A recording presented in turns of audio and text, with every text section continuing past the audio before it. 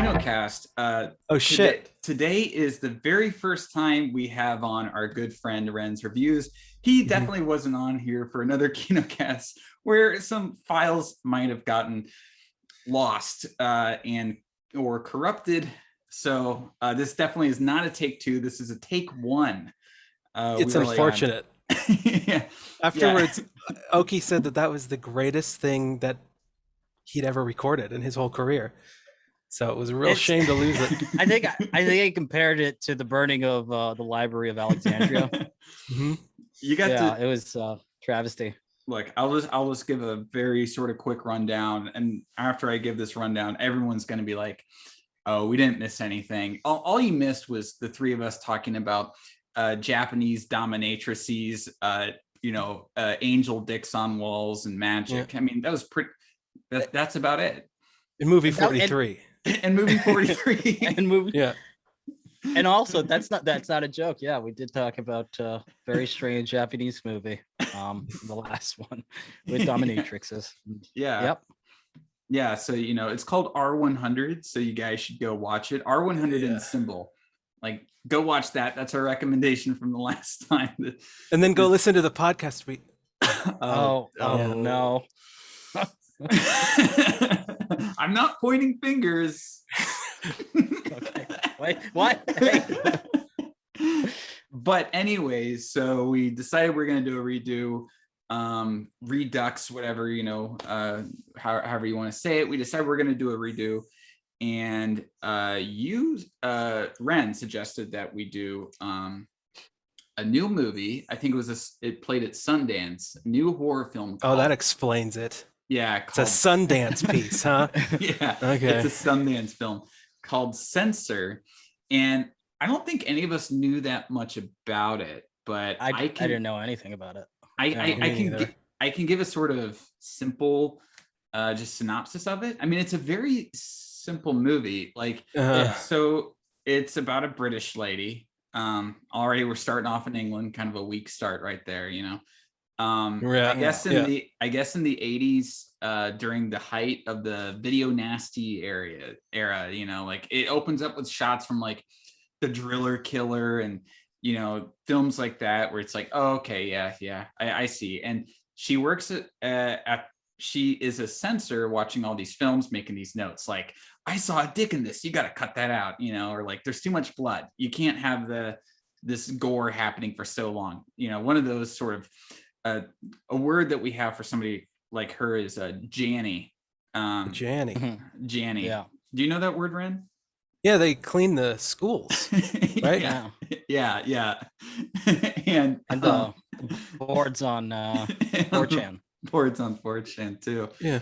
So anyway, so she's basically Janny saying like, you can't have fun. That's her job. And then she sees this movie where she has to censor it, and it reminds her of her sister that went missing 20-ish years in the past. I'm guessing it's about like 20-ish years in the past, and she thinks her sister is now this actress in these video nasty series. And so then she goes on this quest to find her long lost sister, and in the process she can't tell what's real and what's a movie. Yep. That's pretty much it. I kind of enjoyed like the first bit of this movie, just because I'm familiar with like the video nasties era, and there's this critic called Mark Kermode who talks about it a lot. This BBC critic. I like Mark Kermode. So it's it's a interesting era, but like when I was while I was watching that, I'm like, wouldn't it be nice to have just like be watching a documentary about this instead of this movie? Especially as it started. Yeah. Especially as it kept progressing, because I was way more interested in that, and then it just turned into this stupid like Rosemary's Baby ripoff / I don't know. There's like a whole bunch of other. I have the theory. No, Renn, you go first. Well, I was just wondering what do you call it? The consensus is? Does everybody like it or not? Very lukewarm on it, I guess. Yeah, same here. I watched it. I was like, I just saw it last night, and Kino remembered more of it than I wouldn't have been able to. Like, I'm pretty good at Can you hear remembering. the dog is playing with his little toy? Can you hear that? Cool. It's probably watching the dog play with his little toy is probably a better. No, because if you can experience. hear it, he's gonna get it. Oh man, I'm gonna get him. Can you hear it? No, I can't hear it not at really. all. Okay. So he's safe. All right. No, so I had this theory, right? And I was tweeting while I was watching it. I did a few tweets, and I realized something when I tweeted this, because I did this. I said that it's easy to make a video nasty. You hear the two things that you do: an hour and 15 minutes, give or take, of just the most boring shit, like pointless stuff, and then 10 minutes of gore and violence and horror. Yeah. And that really is how a lot of these old video nasties work. Like The Driller Killer is an insanely boring film. I'm sorry. Abel Ferrara has much better films. The Driller Killer is not one of his better films. It's like an hour of nothing. And then it's like, oh, and then you see the gore and then you see the violence. And this movie is structured in the same way, where it's like, it's her kind of, just going and watching these films and making notes, and then like going back home and then talking to her parents, and then going to the video store and being like, don't you know this is banned? And, and then it's like everything happens. The entire plot happens literally in the last 25 minutes of the movie. Sure. Yeah. At least what's that guy's name again?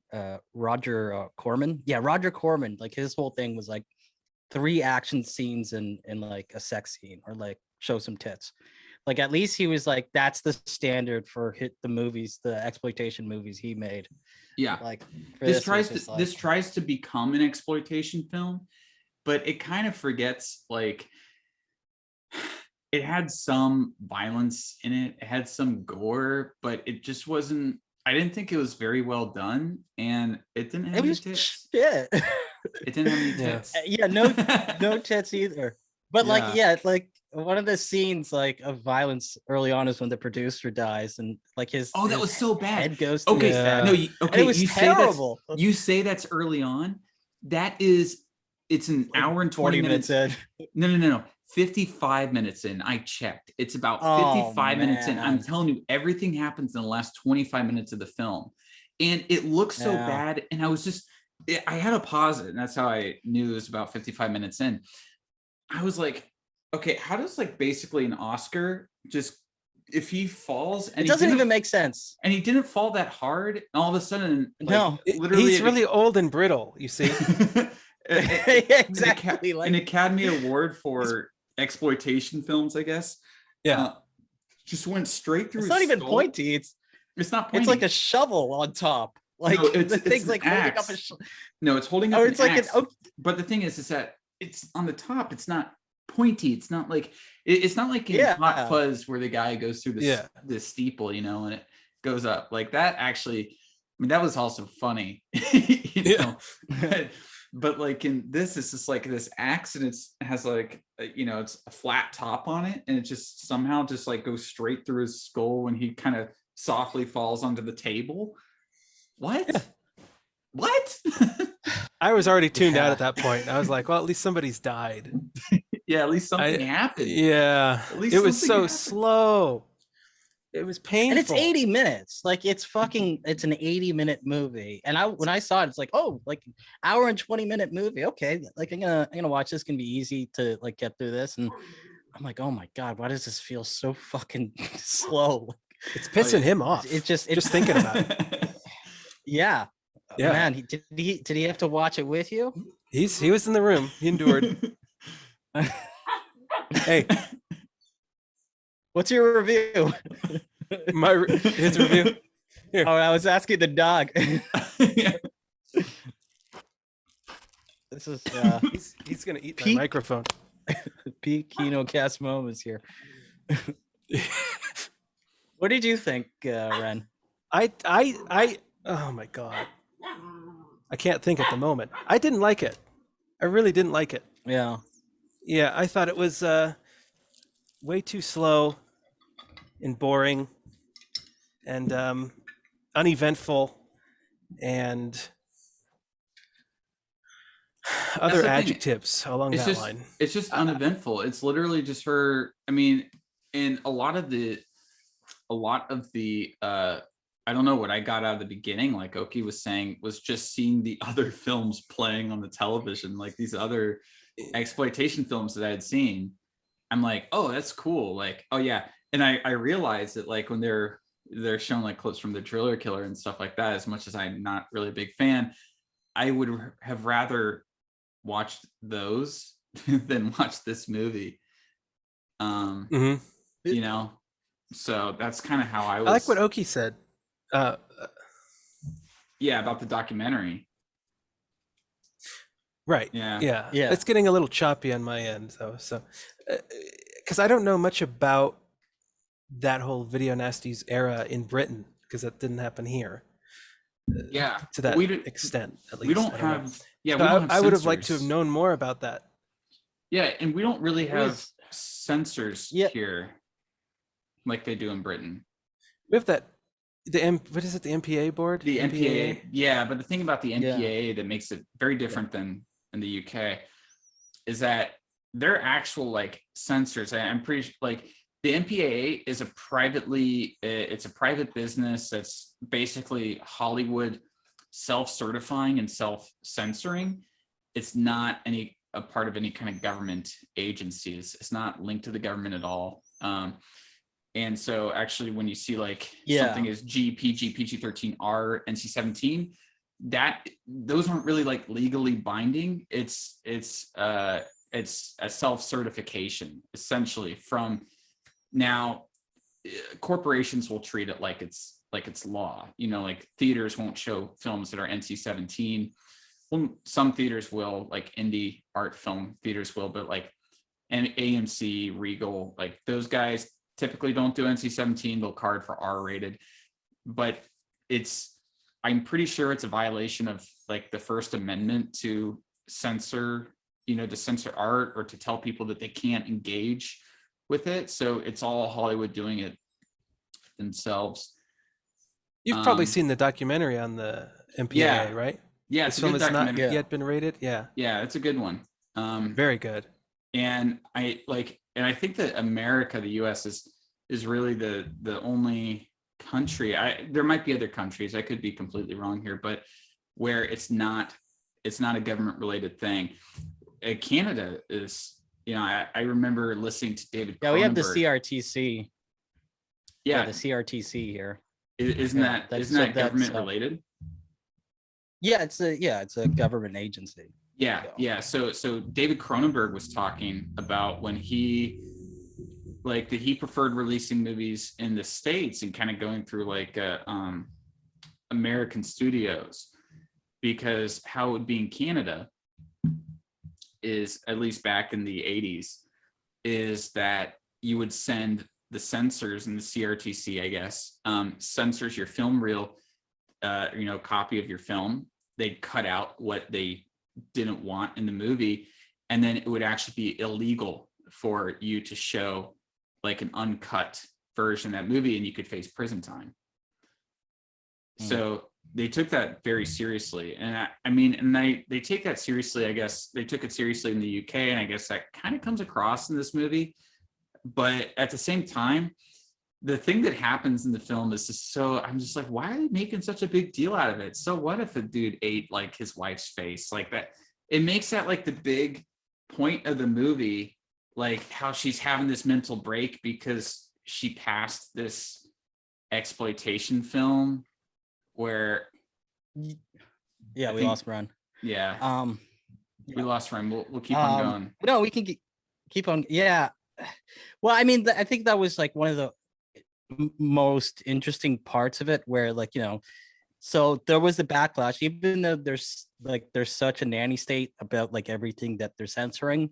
And like, even though she's like, you know, king shit nanny, really annoying bitch, you know, like really stuck up and just like censoring everything. Like, and, you know, even though she did all that shit, you know, some guy, he eats the face off his wife, and therefore there's a public backlash and therefore, you know, she's blamed, even though later on it's like, oh, he never that watched person the didn't movie. even see the movie. Never. So that was like one of the only like interesting things in the movie, you know, that the movie Censor. Not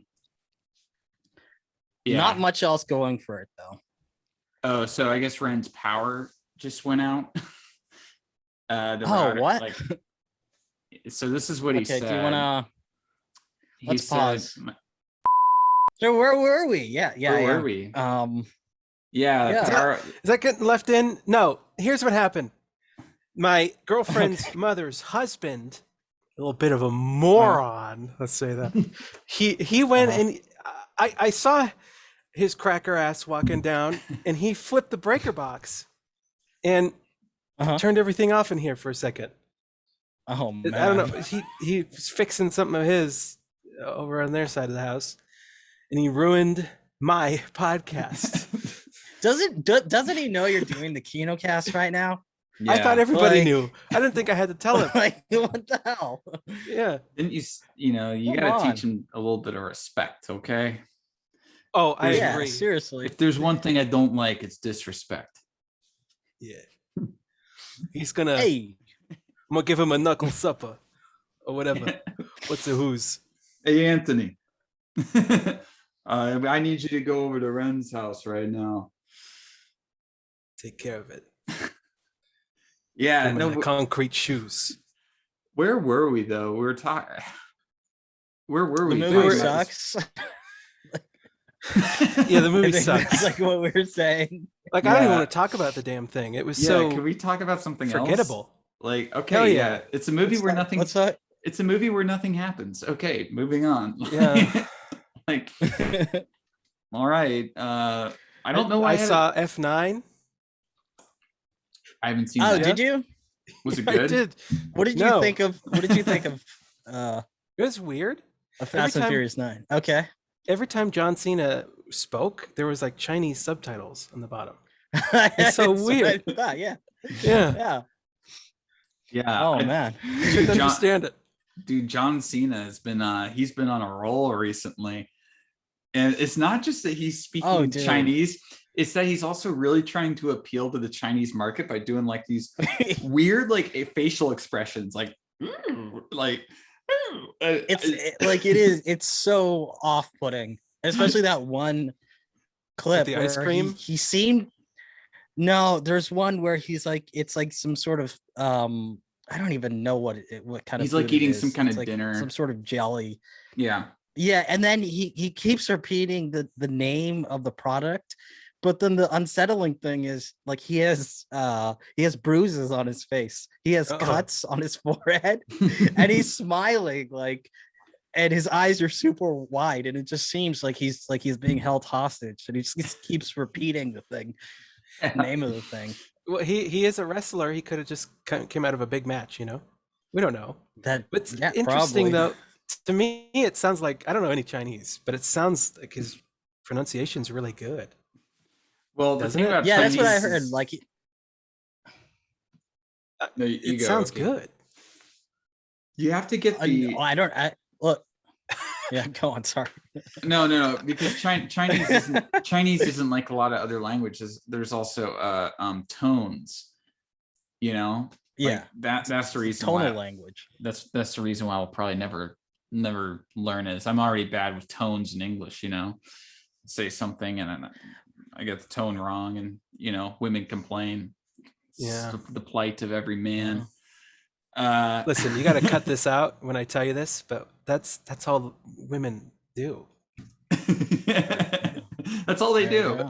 That's what my dad told me. Yeah, I wouldn't know because I've never talked to any of them, so I don't actually know. But my dad knows. He knows. Yeah.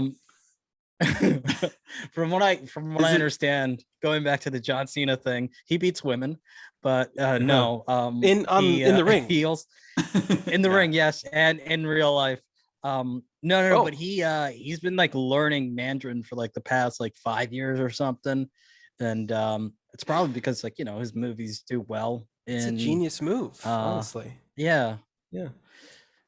Exactly. Yeah. But it does But kind of the make way him look he's weird. like Yeah. shill. Yeah. Yeah, like he's like a CCP shill. That's kind of That's how it makes strange. him look. I don't He must know have. if he's like that or if he's not. I can't really tell. It would be really funny though if all this was just to have him play as heel, for some like WWE Yeah. storyline where they just made him So learn like Mandarin. a good heel turn for him. Yeah, exactly. It's like 5 years ago. They're like, we have a heel turn for you. You got to learn Chinese. Oh man, that would be funny as hell. Yeah. I like that idea. Yeah. So do you like the Fast and the Furious movies, Renn? Let me tell you what. I'm gonna judge you. No, I don't like them. I think they are funny for all the wrong reasons. Okay. Like people. It's so funny to me that people go and watch those and take them really seriously because they're so like lacking in self-awareness, but at the same time it thinks it knows what it is. Like it thinks it's self-aware, but it's not, and it's just so overly serious. And Vin Diesel, I can't take him seriously at all. And did you ever, Renn, did you ever watch that show American Dad? Yeah. So do you remember the episode where where Stan finds a crashed plane and they go inside and they find the unproduced like script to the next Fast and Furious movie? No, I haven't. So in this episode, they find this unproduced script to the next Fast and Furious movie. And when they find it, they see that it's all just gay sex with some car like bits in there. And so the joke is that like, yeah, when it's in Europe, they see the full uncut version of it with Vin Diesel having gay sex, and then the American is the censored version. The one we get. Yeah, so we only get like a small percentage of the actual script that's actually like a gay porno. Yeah, they wouldn't air that in China either. No, they wouldn't air that in China. No, they don't have gay people in China, so you can't. Yeah, it would break the universe. What's that guy? What's that Twitter guy? That Chinese Twitter guy that overshares, and that's how he got famous. What? Yeah, James Cage White. James Cage White. Yeah, I remember he was like, he made this thing. He was like contemplating. Well, he says something completely off topic, Okay, so let me tell you what he said. He said because he just got like an arranged marriage, and he's thinking about his offspring. So he's like, if I have a boy and they turn out to be gay, I will beat them. and then everybody in his audience freaked the fuck out on him. Not only that, he said, I'll beat them. Maybe then they'll become normal or something. Yes. It was like, yeah. Yeah, he said the same thing for about if he had a daughter. He said something similar as well. He said like a lot of crazy shit, and then he deletes it really quickly. But what did he say about his daughter? That he'd beat her until she grows a penis? It was probably something like that. Yeah. Oh man. I don't think the one-child policy is in effect anymore. No, I don't think so. Yeah.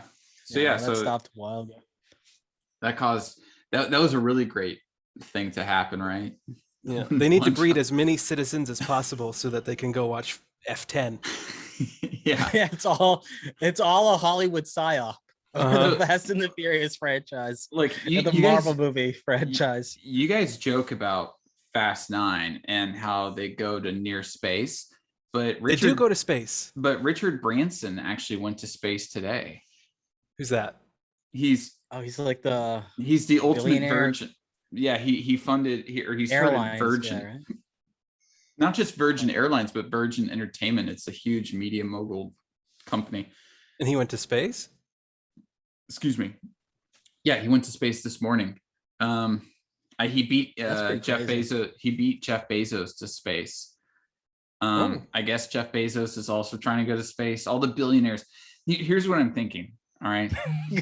The billionaires, they're thinking big. They're forward-thinking people. and they realized that an island in the Caribbean just isn't going to cut it in the modern world. They need a moon base. To fuck kids. Epstein's moon base. See, he didn't die. They already sent him there. And now, they're having reasons where it's like, yeah, we go on vacation there. It's just normal. Yeah. By the way, his flight was called Virgin Galactic Flight. The Virgin Galactic Flight. That's beautiful. Yeah. I just, my question is, and I'm sure this is something I could just easily Google and I'll get the answer to. So all of you people, they're like, actually, if you Google it, like, no, I don't want that. My question is, why would you name your company Virgin?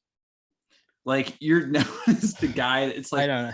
It's like, oh yeah, Branson, he got billions from Virgin. It's like, okay, all right. I don't know. It's just like, I think we could brainstorm how they got there. Okay, so let's talk about what virginity really is when you get down to it. Right? It's something that, depending on who you are, it's something you want to lose or really hold on to. Okay, yeah. And from there, we can draw some lines to other diverging paths, you see? Yeah. So maybe he really, like, he's just like hardcore celibate. So he thinks it's awesome to be a virgin, like sort of like those t-shirts, like Virginity Rocks. Yeah. Someone like holds that as like as something, to be. Are you guys now talking about different kinds of celibate people? So obviously there's incel, meaning involuntary, and then there's volcel, meaning voluntary. But then there's two subgroupings for each one. See, and this is a very important distinction that's only gotten discourse in recent events. Whether or not you're a volcel or an incel, you can still fall into these other subgroupings, which is fake cell and true cell. Oh boy. So a fake cell, really getting into it.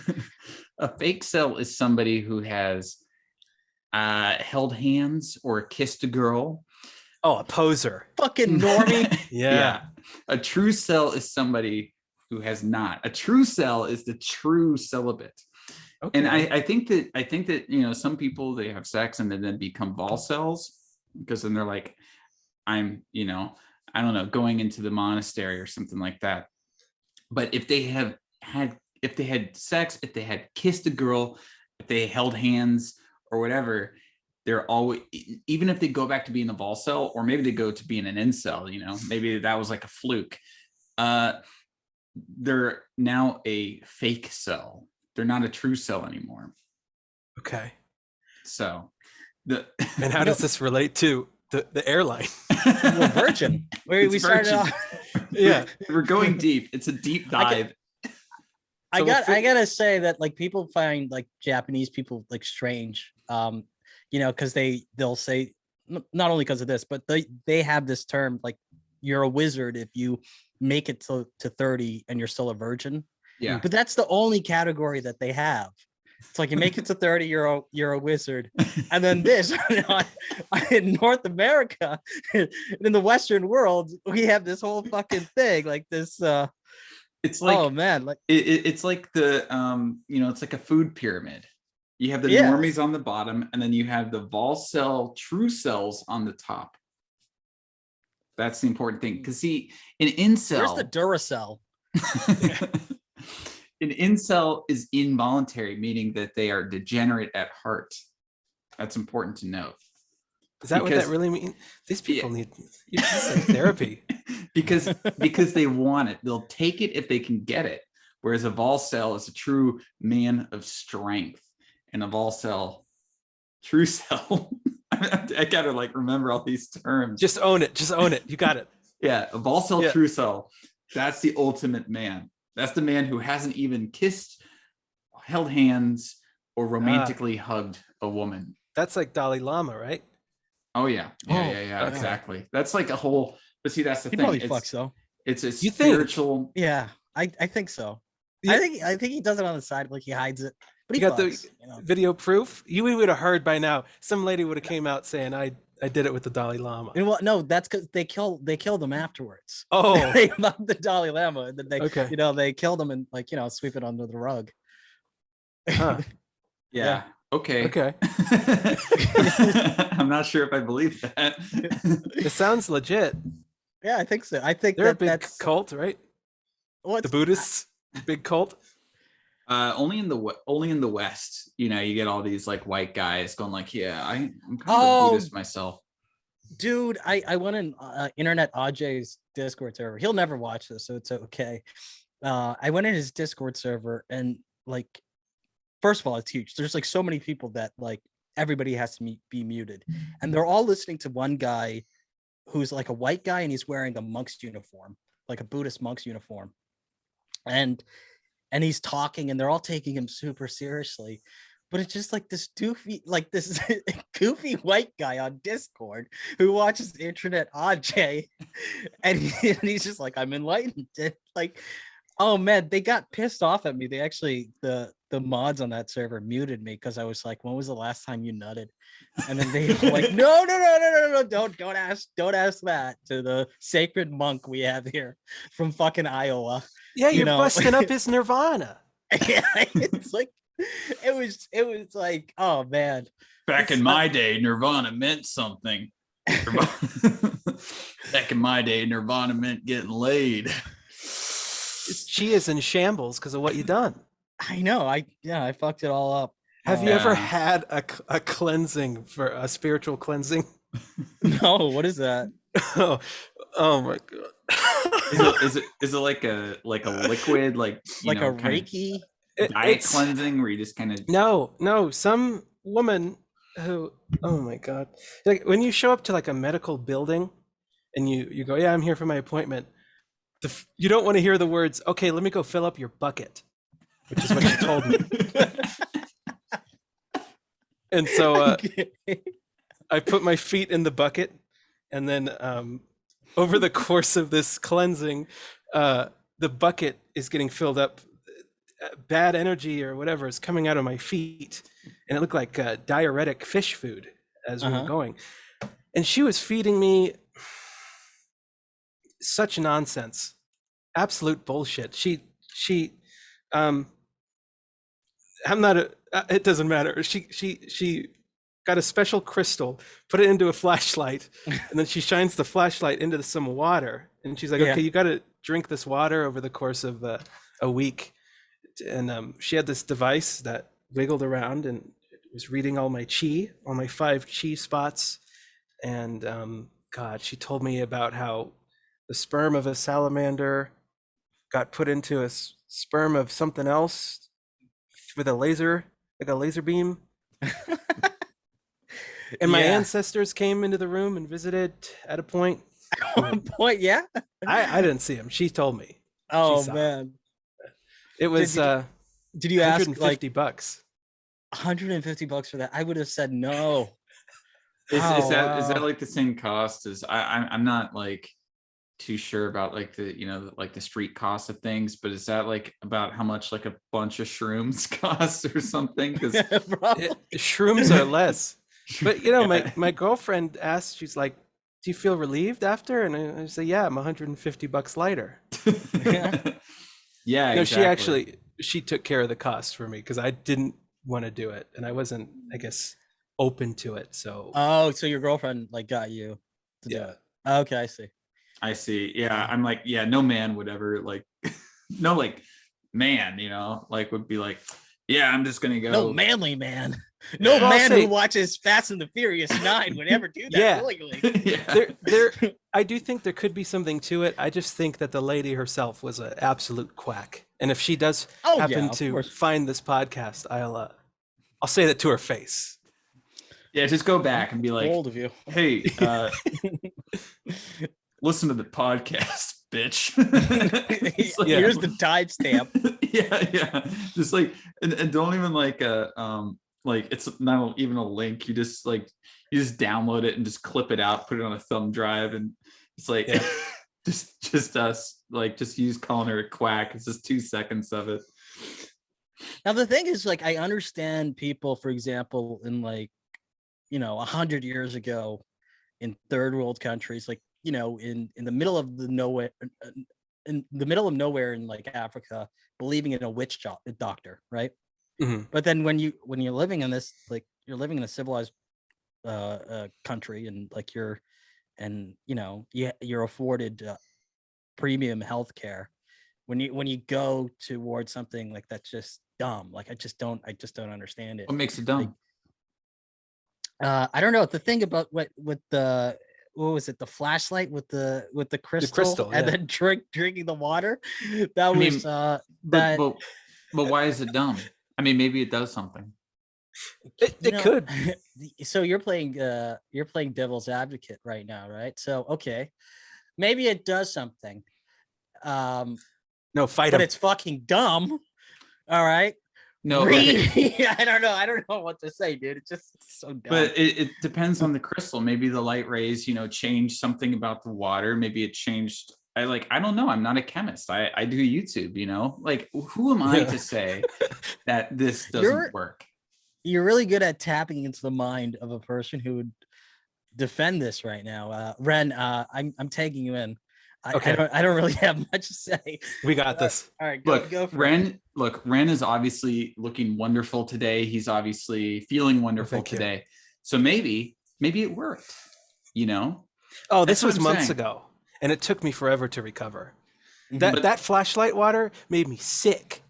The UV or whatever shit from the crystal. Flashlight water made you sick, but you have to think about it like this: when you are sick. You cleanse the bad stuff from inside, right? That's like the whole thing. With the fingers down? Yeah, you cleanse, whatever way that you can, whether it's forward or backwards, it's a cleansing. And so you getting sick might have just been the treatment at work. I think it's because that bitch didn't wash her hands. That's what I think. Well, what if that's they don't have the same medical standards?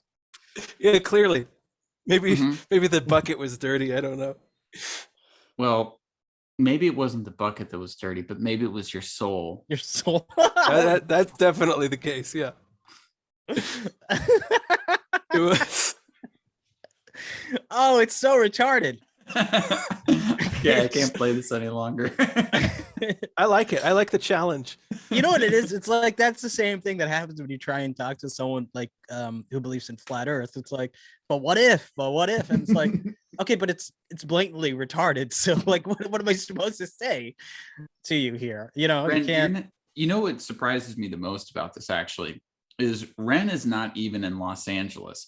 If you were like, oh, you're in Los Angeles and you went to go get crystal therapy, I'd be like, yeah, it's like a normal day in LA. But you're in Nevada, you're a state over. So it's not like you're getting that like Santa Monica or like Malibu type of people that are all into like, I gotta have the crystals around the house. I have to,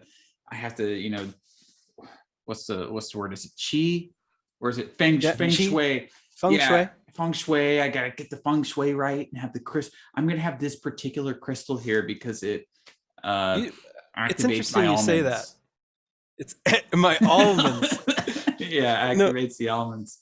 My girlfriend's mother is a big crystal head. Like meth? No, that's my mother. That's my mother. She does that. She's got the crystals. Actually, I've never shown these on camera before. This rock is supposed to help with creativity. And this rock is supposed to help with insomnia, but I still can't sleep. It's not a rock, it's a mineral. Yeah. Creativity, this one. And I don't, well, and both were made in China. You're supposed to rinse them off every once in a while, but I don't do that because they get dirty from your, I guess, dirty soul. Your like dust collecting. Gets gunk on them. There's this thing that I was kind of obsessed with for a little while online called super soldiers. And these people believed that they had past lives on Mars and that they were super soldiers on Mars, part of this secret space program. So they were abducted as children and that they were raised to be advanced super soldiers who could turn into saber-toothed tigers. So this person, an animorph?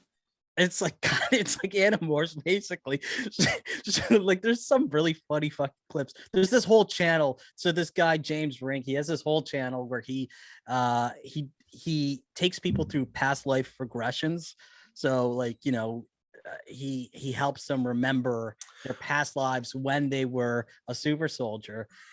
And if you look at his merch, it's like $300. Merch. He has $300 up from $300 to like $2,000 crystal orbs that you can buy that will help you in your meditative past life regression sessions. I can't believe you've mentioned it, because my girlfriend's mother used to be a super soldier in her. Are you serious? I hate All you. right. I'm so excited. I have a serious question. This is actually not so much a question as a proposition. For one, I want to respond to a few of the points that you put forward. You speak of their past lives as if you're instantly refuting them without giving any evidence as to why that couldn't be the case. But I'm going to move past that. So brave of you. I think that here's a proposition for you. Okay, I haven't seen this particular channel. If the channel isn't called, if the channel is not called Cinemassacre or Scott the Woz, I probably haven't seen anything on it. So understandable. And so I don't want to actually go and watch YouTube videos. So I think I have a good solution to this, to my own laziness, if you will. Oki, do you think that maybe you could take Renn through a past progression? Please. Can I do it? All right. Yeah. All right. Right now? Right now. I mean, right now. Okay. No. Renn, we'll do it 20 years from now. Like, no. Yeah. Right now. Come on. Right now. Okay. I just want to say this isn't staged. We didn't plan this beforehand. This is all. It's all on real. The spot. Oki's going to do what is it called? Okay. Yeah. Think back to your childhood. Oh God, it is like therapy, isn't it? And I'm going to tell you something about your childhood before you think back to your childhood. Okay. You were born in 1892. Okay. You were a captain on a mariner. It capsized. It broke. It shattered. It splintered. All your men died. You died, but you were brought back to life. You were brought back to life by Richard Nixon in 1970, and you were part of the secret space program on Mars. Now, Renn, tell me about your childhood, based off what I just told you right now. Just repeat everything I just said. Wow, I was born in the late 1800s. I was a mariner specifically. Is what they called me, because my name is Renn, R-E-N-N, 2 N's. Yeah. You spell it phonetically and audibly. Yeah. Golly, then I perished under a crash. The boat was ripped asunder from something. Yeah. Yeah, something nefarious. And then Sir Richard Nixon brought me back to life, and I was in the space program or something. Yes. Yeah.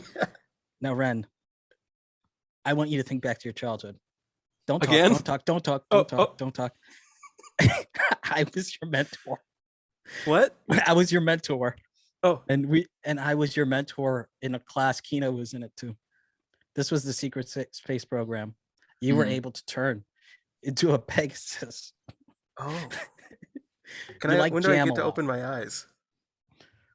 I mean, you could have opened your eyes the whole time. Your eyes have been opened this whole time. Oh. You just don't realize it. I've been opening your eyes. Your eyes could be closed, but I've been opening them to your past lives. Okay. You were Aristotle, but you were also Dali, and you were Jesus Christ. Ooh. You see? Yeah. Many past lives. See, Renn, namaste. Great session. That's $200. That's it? That's $200. It's finished. We're finished. I feel like I'm ripping you off. Oh, gee. Yeah, take it. That reminds I just wanted to say, this reminds me of of a short story that went viral. I think it was by Andy Ware. That everyone was sharing. It was this really deep thing. It's called The Egg. And I always thought it was the stupidest thing I ever read. So, all right, Renn. It blew up around the same time The Martian blew up, though. That's why I think. Yeah. See, like, it's the same guy that wrote The Martian. So here's basically, I'm just gonna. This is what happens in The Egg. There's like this car crash, right? And this guy dies, and then what happens is he's like in the afterlife, right? But it's like a darkness or kind of thing, and he's walking with this guy, and it turns out that so he's gonna get reincarnated. It's like this Chinese girl sometime, in like the 1500s, and the guy's like, yeah, actually you were Moses, and you were Jesus, and you were Aristotle, and you were everyone that ever lived, because we are training you to become God. And so it's like, and so like the idea is that all of us are God, all of us are the same person, and just living lives. Everyone is the same person, living everyone's lives simultaneously through space and time. He stole that from that song. Have you heard that song? What if God was one of us? Oh man. Yeah. I just thought it was like, it's like this whole book about that. I'm sorry. It's basically like this solipsistic, just like it appeals to the Reddit crowd. Yeah, exactly. Yes.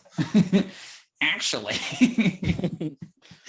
Yeah, no, everyone was just like, around that time, so many people are sending me that short story, and they're like, Kino. Well, they're using my real name because I didn't have a channel back then. But yeah, your real name. Yeah, my real name. I was about to say it, but I didn't. Kino, you got to watch this, or you got to read this. This will blow your mind. And I read it, and I was just like, "What the fuck is this? Like, this is bullshit." Actually, I really prefer like the short stories by the guy who he wrote the Arrival short story, or like Arrival. That the movie was based off of. I think it was kind of similar. I don't know if he published them or it was like on the internet, but I got a good book of short stories for you. It's called the Dubliners. It's by James Joyce. You might have heard of him. I can't stand James Joyce. I can't stand his prose. I can't. It's when he does that whole thing where there's no punctuation and it's flight of thought. And have you ever read Finnegan's Wake? I mean, like a lot of people, I tried to read Finnegan's Wake and didn't get too far. I tried to read. You got to read it out loud. A portrait of. Yeah, I mean, yeah, there is something to that as well. Yeah, but at the same time, that's so. So I tried to read that as well. I could never get into James Joyce. My mom would read me Ulysses before bed growing up. This is why Kino turned out this way. I love it. No, not really. You pleb, Renn. You pleb. You plebeian. I pleb the allegiance. What are you talking about? I got another good book that I'm going to recommend here. It's a filmmaking book. It's in French. Oh wait. Oh, we were supposed to bring books to this? Yeah. So this is have any notes sur le cinématographe. And it's a collection of Bresson's thoughts over the course of his career. Dans ta passion d'ouvrir, on peut ne voir que la manière. Oh, beautiful. Yeah. What does that translate to? The passion, if the passion is true. Wait, let me try to find. I was just reading it. I wasn't really thinking about it. If the passion is true, then I don't know what the word Menekele means. Actually, do you identify as a celibate? Me? Yeah. Who? Or no? What? Incel? Incel? Yeah. Are you an incel? No. Me? You know? No. He's a peak Sigma male. I'm a Sigma. I'm a Sigma. Yeah, I'm different. Yeah. I'm not an incel. What 6'3", 180 IQ, Sigma male, right? Yeah. Actually, you got that wrong. It's 6'2", but 187 IQ. Oh, okay, there you go. Yeah. where'd you get your test? By a psychologist. Really? I actually do did. that? I actually did when I was in school. I did get IQ tested by a psychologist, but I'm not gonna say my actual IQ because that's stupid. What's the high score?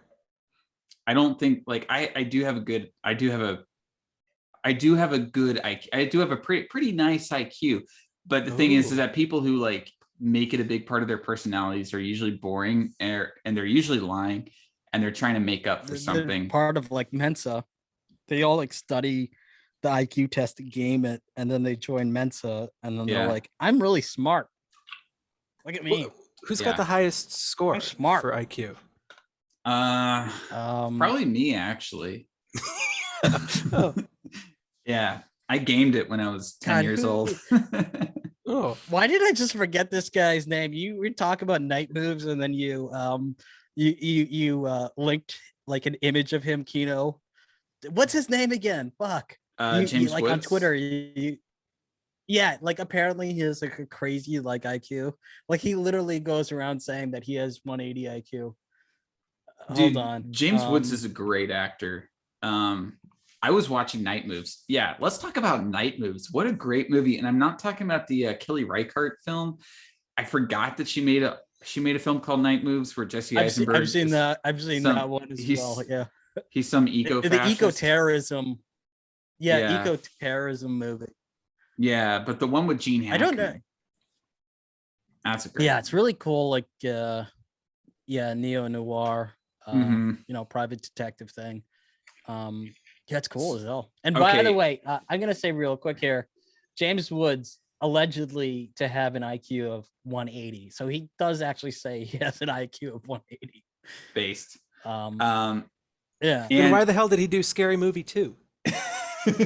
Oh, there you go. But he was Hades in Hercules. And honestly, he was the best part of Hercules. As Hades. He was great. And he was great in The Virgin Suicides. Also in John Carpenter's Vampires as the vampire hunter. I don't like. I see him glancing over at IMDb. I see it. Kino? Yeah. Right now. No. I'm not looking at IMDb. Kino, is that what you're doing? No. Prove it. I don't know how to prove it. Okay. Wait a sec. We have two screens right now. No. So I'm gonna do it even better. Wait. He's gonna get better at cheating. Okay. You can see my screen. Oh, that's Mia. Yeah. Hey. I'm not looking at IMDb. This is all off the top of the old noggin. All right. There you go. All right. Yeah. No, so actually I wanted to, so I'm gonna bring in, because I know I don't want to go into talking about like movies Renn hasn't seen. I gotta include him, that's part of being a host. So I've been playing some good old video games recently because see, here's the thing. I've been exporting my movie, and every time I have to render something out, it takes me like fucking 20 hours or something. So then I just have a lot of time where I can't do any work. And I'm like, all right, well, there's only so many movies I can watch, and then I'm kind of like, I don't want to watch another film for a while. Yeah. So I've been playing some older games, and I forgot how like addicting Banjo-Kazooie was. But also how like some parts of it, just the camera has not aged well, but everything else has aged well, I think. But the camera controls not so much. I get frustrated with camera controls. A lot of those older games have terrible camera. Yeah. Those old platformers. Yeah. Abysmal. Yeah. Cause I think it's like, oh, well, there's a wall here, so we can't let you sort of go through it. You get like stuck and you feel like, how am I supposed to look at this? Does Oki play banjo? With the instrument? Yeah. I've tried it. And I don't look. I think we talked about this before. It was like, I had a GameCube, I had a Nintendo 64. It was on Nintendo 64. And then I played. I did. Oh, I didn't. I didn't No have the Nintendo excuses. 64. No And then, excuses. well, it was like, it's like what my parents didn't buy for me. Like when I was a fucking child. Like what am I gonna do? And then otherwise like computer games, and then like mostly Blizzard games, and then no, I don't really play games at all. Yeah, the only. Oh no, you go, Renn. I just think it's important to include Oki. Yeah, I I'm listening. The only recent game. So the only recent game I recently bought and beat, I guess, was it was the critically acclaimed Cuckold Simulator. Whoa, cool. Yeah. So it's okay, tell me how about So Cuckold Simulator is you play as a man named Cuckold, and you have a fat wife who is here's the thing, you sleep in your own bedroom, and she has her bedroom, the master bedroom, where she is having an illicit affair with a man named Tyrone, but you're fine with it because you got to go find your Funko Pops because your kid took them and hid them everywhere. So it's a platformer in a sense, a lot like Banjo-Kazooie, but with a little bit of a twist, a little bit of simulation twist, because you have to Banjo for adults. Yeah, you have to go to work at Globo Corp, and you have to go into your wage cage 9,000 and work every day. And the thing is that your wife takes all your money at the beginning, and then so here's how the story progresses. It takes place over the course of a week, and you can go to the club, you can get entrance to the club, and you find an anime girl, a real life anime girl, but she won't talk to you unless you have a lot of money. So then you have to slave away at Globo Corp. But in the meantime, the cops come after Tyrone, and you try to take his place. And that's all that they have it. That's all that they have it so far. It's early access. However, if you want to play it, to beat the game is to get all the money and have the anime girl fall in love with you. So that's the sponsor for this podcast? Yeah, this podcast is sponsored by Cuckold Simulator, made by Team Sneed. Oh. Yeah. The Jesus Simulator is coming out pretty soon. I Am Jesus or something? Have you guys seen this? I have seen that. Yeah. It's like you magically heal people. Yeah. Yeah, I saw that. I thought it was a joke. I thought it was real. Really? Yeah. I can't wait. There's something smart, I feel like, about like novelty games like that. Like you're definitely just going to get an audience like easily, right? They're taking it very seriously. It's made by a Christian developer. Some good boys. Oh, really? Yeah. Oh, well, that makes it even better then, right? Yeah, it does. That's hilarious. Oh, I forgot about this thing about the Cuckold Simulator. You can play Cuck Souls on your Nintendo Snitch. Whoa. Yeah, so they have games within games. It gets pretty meta, really, when you think about it. Sounds like a really smart product that people should go buy. Yeah, for only $199. Oh, gee. For $199, get in early. You said it's early access? It's early access. You can get a whole hour's worth of great entertainment. Cool. Just think of the entertainment value of sending a man named Cuckold into the wage cage 9,000. Sounds like something I don't want to miss. Yeah. Okay, I'll see you guys in the wage cage. You supposed to end it like that? Yeah. It'd be funny if they just like clipped that and use it as an actual ad. Honestly, like it was just a bunch of 4chaners, I think, that just made the game like it's honestly like a Unity flip. It's like an asset flip, but it's just made as a shit post. And it feels like it didn't really take them that much time to make the game. So it's fine. I like this, like there's this like burgeoning genre of just Steam shit posts where people make these games. I think it started actually with Goat Simulator. That was like the first shitpost game that I remember. Yeah, there was a ton back at that time. Yeah, there were a lot. It was an explosion. But like Goat Simulator was like more earnest of a game. more. Yeah. It knew what it was, but there was still a little bit of work involved, like Hand Simulator, or no, Surgeon Simulator. That's the one. Yeah. I remember. Didn't PewDiePie play Surgeon Simulator? I remember. Oh, he's played everything. He's a Yeah. gamer. I don't know. Yeah. Yeah. I don't know if you heard. Yeah. Hey, Oki, do you watch PewDiePie? I watched that one clip of him on a live stream where he said Where he was on the bridge in PUBG? yeah, he was on a bridge, and then Yeah, I can't really remember. Uh-huh. I It's don't probably know. I best don't that remember. you. Yeah. Family Guy Yeah. funny moments 27. PewDiePie on a bridge. Yeah, I'm not gonna say it. I actually don't. I don't even remember what he said. You thought it though. That's the thing. You thought it. Oh, don't think it. Don't Thought say crime. it. Don't think it. Don't say it. It's just like the Bye Bye. Like the Bye Bye Man. Yeah. The Bye Bye Man was actually an analogy for the N-word. Don't think it. Don't say it. Oh. They sang about. Wait. Never mind. I was thinking of that song. That what is it? NSYNC. They go bye bye bye. Oh yeah, that's Maybe insane. bye bye. Bye bye. Bye bye bye. Gonna be a da-da-da. That's it. They're gonna claim us. You got to stop. You can't go any further. Yeah.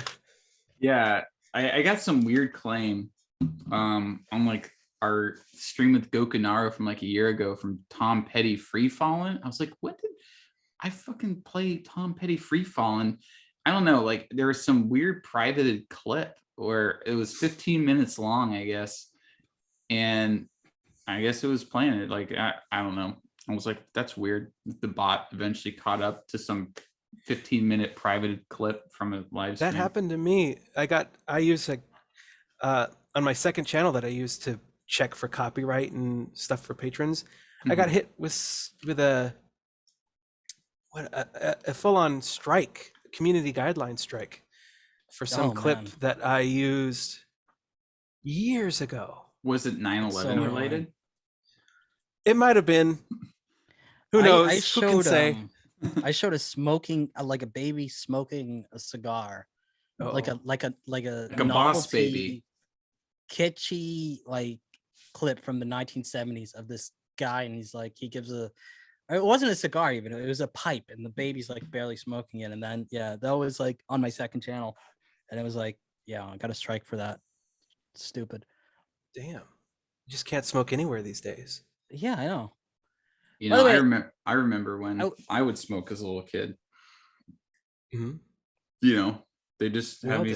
Yeah, we all did. We smoke. We drank whiskey. Hey, I still smoke cigarettes. Yeah, orally. What brand? Marlboros, bro.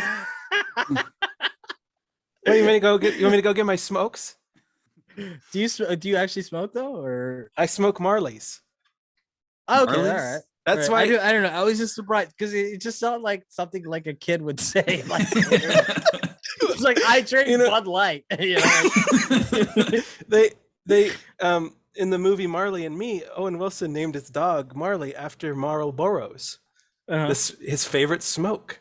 Do I need to go grab my Marleys? No, don't grab your. I was gonna ask you. You have so many like fidget items. yeah, I do. Those are awesome. Like, what do you do? Like, can you show us some of those? Actually, and like, I how do want to those make help? a comparison really quickly here. They flip. It's hard to. Renn, have you ever considered this? I want you. Here's something for you to consider. Have you ever considered becoming the Carrot Top of live streaming? You just pull props like right off your desk and into the thing. You incorporate prop comedy that way. Yeah. Let me go. Actually, I have one of these in case of celebration. I have. Oh, the dog came after that. Now it's licking its a-hole. Right wow. See, this one thing. He's the Carrot Top. You're like a morning zoo radio host. I got my concierge. Hello, bell. ladies and gentlemen. Usually this is on my desk, but we put it there so the dog can ring it when he has to do a urine. But he doesn't. Dude, you don't even need a. You don't even need a soundboard. Like just like. Make all these random wacky noises. Do you have a kazoo? No. Nah, you're The missing. only thing that's missing, huh? I don't have a banjo or a kazoo. You could get a recorder, you know, do a little hot cross buns action. Mary had a How little did we get lamb. to this? We're I think talking it started about with Censor. Banjo Kazooie. No, it started I with think we were- Censor. I felt like I had something I was working towards. Don't we all? It doesn't matter. Doesn't matter. Yeah, it doesn't matter. This is just like the egg, actually, when you think about it. You know, we're all just the same person. We're all just living At the end of lives. the egg, did he make it and become God? No, he goes to Probably. be some Chinese peasant girl in 15 something or whatever. Yeah, Yeah, What? because Reddit. it's very Reddit. Yeah. Okay. And whereas me, a sigma, a shrigma male, you know, I'm the mix of the shroom and the sigma. How much can you lift? I can lift these nuts on your face. Interesting. So watch out. I got really gay all of a sudden. How does that translate? Let me ask into... you. Go on. Oh, sorry. Let's hear. Let's hear. Let me ask you guys a question. What do you guys see in video games? Like, what is there right now to playing like an RPG where you're playing like a guy who, what was it again? Like you're a cuck Yeah. and like No, you no just one go really around and you plays do these that. things. No, but like what you play like as a joke. well, what's like? Isn't it kind of like? Isn't that like something like that kind of boring? I don't know. Like, I just find like, I don't know. Maybe I don't play enough video games. No, you're absolutely right. They're just for kids, Yeah. right? Yeah, they're worthless, just like kids. So, yeah. Okay. That's why You said it. I didn't. I gave my copy of The Last of Us Part 2 to the local pre-K to have them play it. As they should. Mm-hmm. Yeah, I mean, That's it's good. it's a children's game. Mm-hmm. I just don't at this point. I don't know. Although you know what, I gotta say, like the last game I did play like a couple months ago, because I got a Switch recently, and then I played Breath of the Wild, and then I played the Super Mario Odyssey. Wait, I enjoyed okay, both of you have a those games, Switch. but- You have a Switch. All right, I got I a do have a video. I Switch. got a video idea for you. Uh-huh. So recreate that TikTok where the guy's like, "My life is like a video game." Do you guys know that TikTok? I don't even know. I don't know that. TikTok. What's TikTok? Wait a sec. I'm gonna find this on YouTube. It's for children. It's also for children. Why am I on TikTok? Why do I play video games? Obviously, it's because I'm a little kid. No, I know what Oki's asking. It's like, I just don't know. It's a big question. There was I don't know how one to answer it. There was one point in my life where like I was like, I only want to play a game if I can like be competitive with someone in it. Mm-hmm. I don't know, like multiplayer games. So like that was like StarCraft 2 for me, whereas like I spent so much time just like dedicating my life to one game. Yeah. And then after that, I feel like it ruined every other video game for me. all right, guys. It didn't have you that. know. It didn't give you the same high, I guess, right? Didn't give you the same feeling. No, exactly. Yeah, like beating someone in StarCraft is like it's difficult to explain like that, like the high that you Satisfaction. get from that. Yeah. And the I intensity understand. of those matches, like people they get collapsed lungs from like holding in their breath while during these games, Yeah. like Wait, Oki. so I don't know. Oki, Renn. It's 16 seconds long. I just sent you. It's gonna fuck with the recording if I watch it now. Is it gonna? Will it? I don't think I don't so. know. I don't think it'll. You can I don't screen think pick share it'll. up? on here, can't you? All right. Well, you're recording it, so as well. Yeah, I'm Yeah. recording Will it it as pick well. up? No, I don't think it's gonna pick up. No, I think we should be good. Just watch it. It's 15 seconds long. Should we watch it at the same time? Yeah, we can watch Sync. it. Yeah, we'll do PKA style. This was the Alright. worst thing I've ever seen in my life. Oh, he already watched. He watched it without me. It's like 15 seconds, but it's terrible. Watch it, Renn. I'll watch it with you. All right. 3, I'm watching. 2, Oh. 1. Okay. Play. I'm done. I'm already done. Yeah, it's awful, right? Well,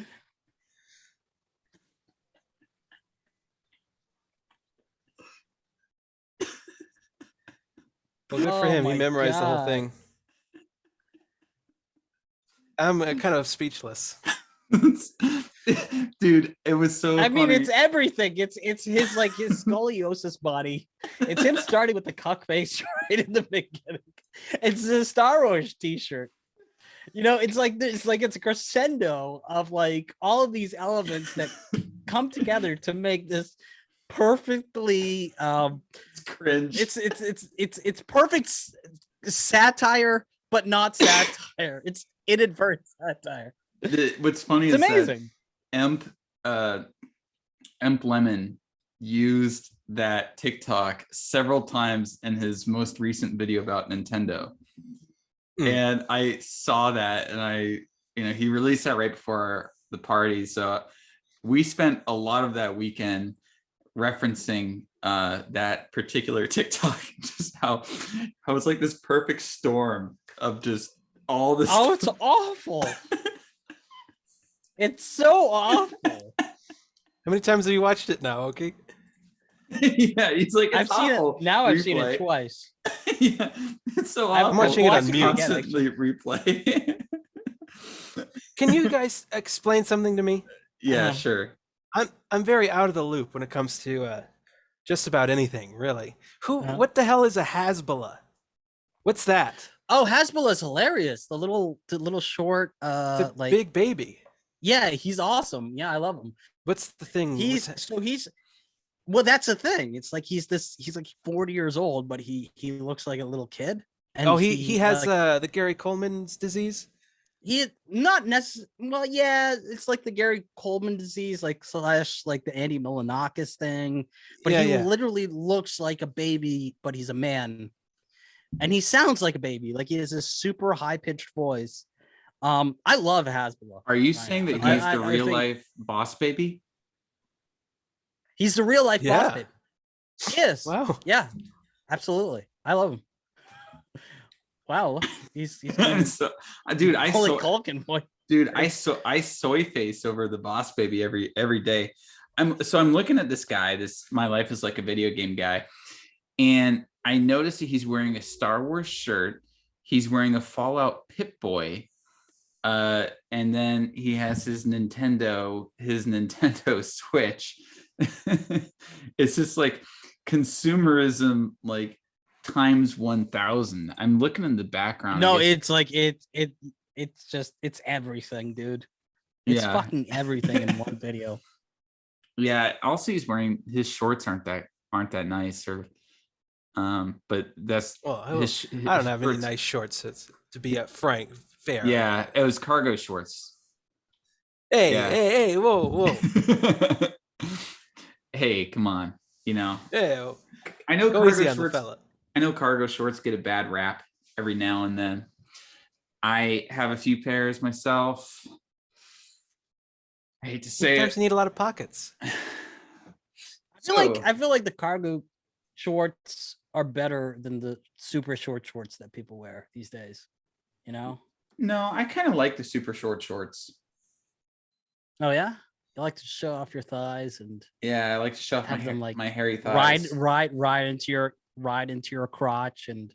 Well, the thing is like, so when I was in high school, like the fashion was that if you were wearing shorts, they had to go to your knee. It was like but looking back on that, I just think it looks bad. I prefer that kind of like 80s 70s look where you're just like your shorts go like mid-thigh, I associate those with like yuppies who in the 80s who wore like sweaters around their neck. Like it's just kind of, it's like, oh, let's go play tennis. See, I associate with National Lampoon's Vacation. The Chevy Chase at the Grand Canyon. Yeah, exactly. That's what I associate with. Just like how I associate, I think it's Molson beer is what the one lady drinks in National Lampoon's Vacation. That's a good movie. Is that Beverly DeAngelis? I think so, yeah. His wife? The blonde? No, not his wife. You know, the woman that kind of just shows up in the Ferrari. In the Ferrari, yeah. Okay, yeah. She drinks Molson, and she has like the thing where she has like the guys like dancing around her, and it's like obviously sort of a in his head or fantasy type of thing. It's a good movie. I just rewatched it the other day. John Candy was great. Jonathan Candy is a treasure. Mm-hmm. Yeah, I watched died of a speedball after fucking a hooker who left him. No, that was Chris Farley. Wait, no. That was Chris Farley. I'm stupid. Yeah. Right. John Candy died of a heart attack. I think because he was a little bit on the overweight side of things. Mm. What were you going to say, Renn? Who knows? I don't know. No, I just, yeah, there you go. Go on. No, I'm not going to say go ahead. I love to do it over Zoom. No, you talked about a vacation, and I recently rewatched the Back to the Future trilogy for the first time since I was small. Oh kid. Yeah, and I actually couldn't believe how well those held up. Yeah, they hold up. They're great. I'll put those on. Those are some of my go-to movies when I'm editing and I want to put a film on in the background. I either put on something like an Adam Sandler film, but I think that because it's just kind of white noise. But when I want to pay a bit more attention, almost always I'll put on Back to the Future, because those movies just they're endlessly rewatchable. I think like they're just really fun, and so many great lines, especially the first one. I know that, it's like, that's kind of most people's favorite is the first one, but there's so many great moments in there. But even in the other ones, they're really, like when old Biff goes back to talk to young Biff, and like that's a great little exchange there. And there's a lot of interesting stuff even in the other ones where they might be a bit weaker than that first. But can you imagine like a Marvel Disney movie, like where like the Guardians of the Galaxy go back in time, and like what's his name, the main guy in that, has to like fend off his mother from trying to fuck him? Yeah, like, can you just imagine like them just like pushing that through and be like, yeah, that's all right. She's like, I know, I've parked a car before, and he's like, and then she starts making out with him. She's like, it doesn't feel right. It's like I'm kissing my brother. And you just see his face, and he's just like, he's just horrified. But everybody remembers that scene, you see? Yeah. And that's why, I was waiting for that scene to be replayed when you go on the Back to the Future ride as a kid in the Universal Studios. But it never. They're not gonna, all right, moms. All right, moms. You know what to do. It doesn't make any. They put you in Maggie's mouth in the Simpsons ride, but not the. Yeah. Oh yeah. Not the mom. Yeah, that is right. The Simpsons ride. I forgot about that. Have you been on that? I've actually. Yeah, I have. Yeah. I've never been to America, so I haven't been on any of those rides. You haven't? Oh man, it's so great here. What is it? 100 degrees or something? Yeah. Well, yeah, it's about 100 degrees there. It's not 100 degrees here. It's been a little bit cooler here in the best state, and that is Florida. It's been a little bit cooler recently, but that's because we're essentially in monsoon season, and it has been raining, thunderstorming nonstop, pretty much. Like it's not doing it now, but it was doing it right before we started recording. It was doing it all day long. It's been raining, thunderstorming, nonstop for the last few weeks. Like there's not been. It's the same for us. So it's the past 2 weeks. Yeah, the past 2 weeks been rainy season, and lots of thunderstorms. Yeah, and so it's just. So Florida is basically Canada, is what I'm getting from this. I don't think so. I think it's like better.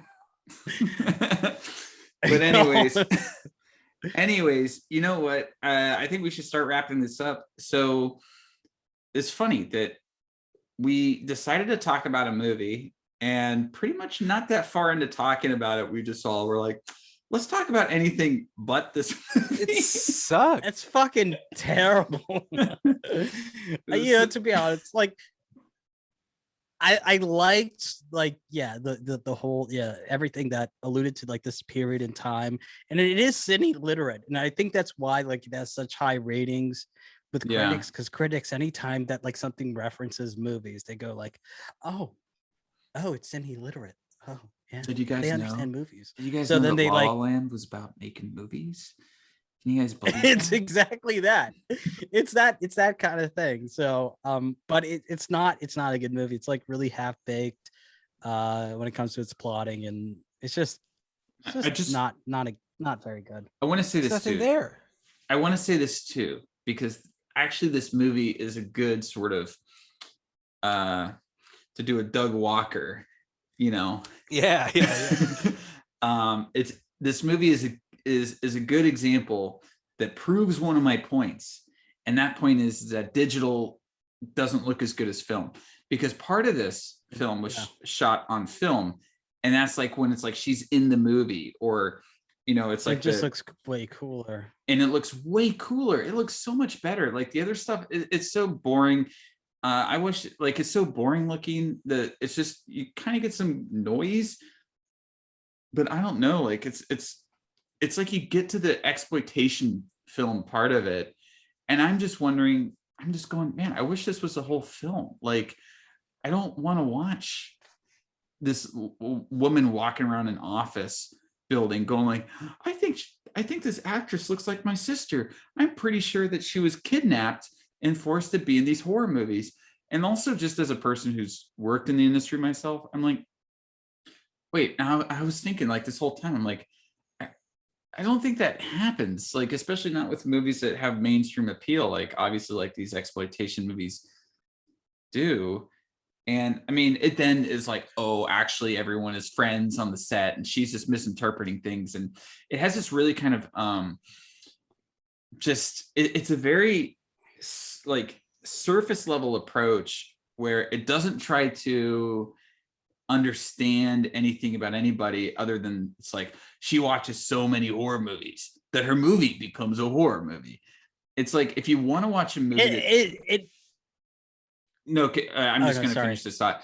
If you want to watch a good horror movie that explores these similar ideas of like sort of reality shifting after consuming media, but it does it in a much like 1,000 times better kind of way, the easy answer is Videodrome with James Woods. Yeah, going back to James Woods, the genius, James Woods.